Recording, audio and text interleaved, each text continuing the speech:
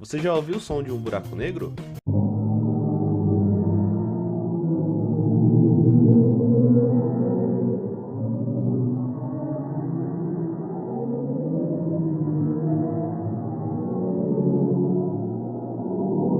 É importante lembrar que no espaço o som não se propaga devido à falta de ar e moléculas para transmitir as ondas sonoras.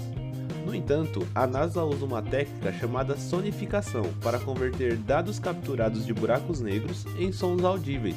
Esses sons são representações artísticas baseadas em dados científicos e nos ajudam a compreender melhor esses objetos cósmicos fascinantes. E aí, já tinha ouvido esse som? Se gostou, deixa o like aí e me segue para mais. Grande abraço e até o próximo vídeo.